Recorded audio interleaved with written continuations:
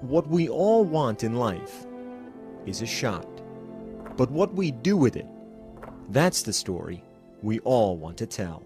You know, I've coached for 25 years and I've never experienced that, you know, the emotional high of what happened.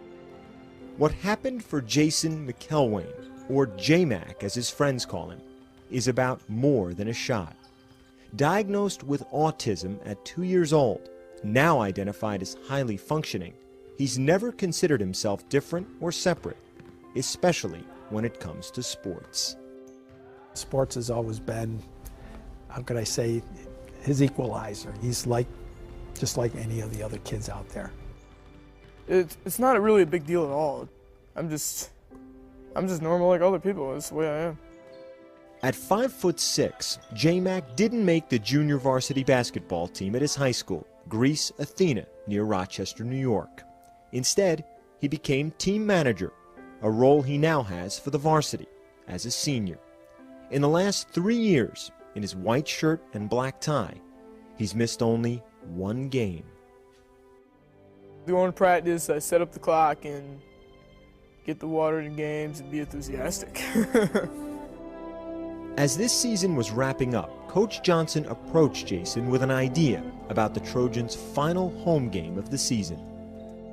I said, you know, I'm really going to look to try to get you in the game, but remember, I can't promise you that. And he goes, okay, Coach. February 15th, Greece Athena against Spencerport, senior night. With word out that Jason might play, the student section printed signs of J-Mac's face, just in case. And with 4:19 left in the game, with the Trojans up by 20, Coach called down to the end of the bench for number 52. I just kind of turned and pointed at him, and he almost ran right on the court. He was so excited. Hey, Jay, you got to check in. So he hits the buzzer, and he doesn't go anywhere. It's like, now you go on the court. You know, he was so caught up in the moment. He came into the game, they all stood up and they put the signs, you know, the pictures of him up, and I got really emotional. And I sat down and started to cry.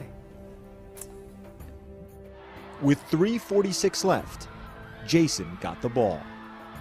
When he missed that first three, I was like, oh, and then it airball, and I was like, man, I really just want to see him score one time. I put my head in my hands, like, dear God, please, just get him a basket. Then, with 3:12 left, another chance. That third trip down the court, magic.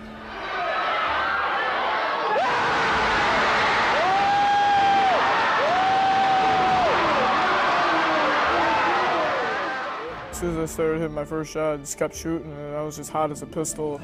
Shot after shot after shot kept going in. The basket was like this big, huge bucket, and I was shooting them like they were free throws. It was just a big, huge bucket that's like huge. You know, I was like, oh my God, is this really happening? He has more points than me, so he's got bragging rights over me. He was unstoppable for that moment in time. He was unstoppable. He comes down the court right at the end with like 3 seconds left, and he hits this one that's, you know, probably like an NBA three. As soon as the gun ended, they stormed the court, you know. I couldn't, you know, I just couldn't dream anything like that. It felt like we won a championship. Everyone was just so happy for me. In that 4 minutes, 19 seconds, Jason was 7 for 13, 6 of 10 from three-point range, 20 points in all. In his first and only varsity basketball game, J-Mac was the high scorer. Truly the most incredible moment I've ever had in coaching. I was so touched, and it was just so special to me that a young man, his dream came true, you know, and that I could help that. It was awesome. What we all want in life is a shot. J-Mac took his, and now it's a story we can all tell.